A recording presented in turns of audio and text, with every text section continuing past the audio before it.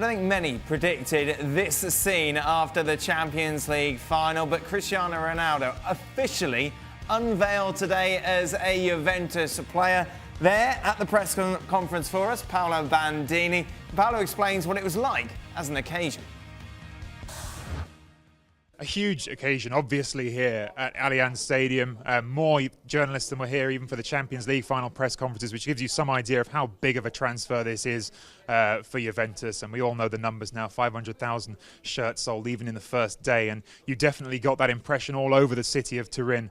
I think in the little conversations you hear everywhere, actually one of the standout moments of today for me, bizarrely, has been waiting at a pedestrian crossing and hearing a little 80-something-year-old woman stood with her husband and lecturing him on the fact that surely now Gonzalo Higuain has to leave. But the press conference itself for me was undoubtedly the most fascinating moment. Ronaldo talking about the fact that he still has things he wants to prove in his career, and I thought he was a really interesting blend of bullishness, talking about the fact that he's still got plenty to offer as a footballer and has come to a club like Juventus because they can offer him things in return, but also a little bit of vulnerability. You know, he said outright, I'm 33, not 23, which, given it was only a couple of months ago, he was saying the exact opposite in Madrid, saying I've done these biological tests and they show I'm 10 years younger than my real age. I thought that was a huge statement and something really intriguing to portray that he is, despite what we think of him, still a human, still someone who has his struggles as well. But we're off to I think already a huge start here in Turin in terms of the interest,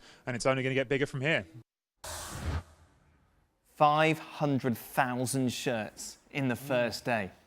It says it all. It says it all about Cristiano Ronaldo and the power that he still has, and what really a coup this is for Juventus, surely. Yeah, it is. Once you see all the numbers and see how it all stacks up, without question, you get your return just in commercial value that Cristiano Ronaldo brings.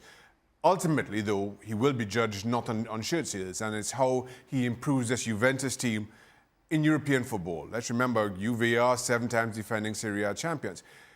But it does speak to breathing a new sense of belief into this team, at the very least, in terms of how they're perceived and their chances in the Champions League this season.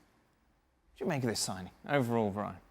I think Paulo touched on it a little bit. I think Cristiano understands that the pace of Italian soccer football is a lot slower. And so, you know, you can see him understand that he's probably not going to have to do as much work. Not that he did a ton of work defensively for Real Madrid, but certainly they play at a little bit quicker pace.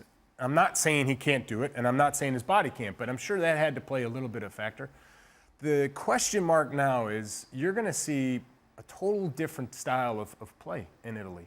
Is he going to be able to find the space in behind that he found at Real Madrid a lot of times? Because most Spanish teams love to play and come out. Yep. Even though when they lose it, they'll defend, they still don't defend as deep as some Italian clubs.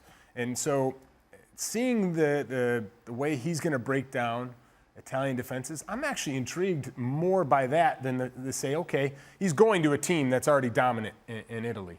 I want to see him actually put up the numbers that, if he puts up the same numbers he put in Spain up in Italy, that might be more impressive. That is a high bar, though, that he has set. Will he be able to? Will he be able to do the things that Brian's He'll be able to do it in Serie A because, despite what Brian was saying, the game is much quicker now in Serie A. It's not as slow as it used to be. They don't defend quite as deep as they used to do.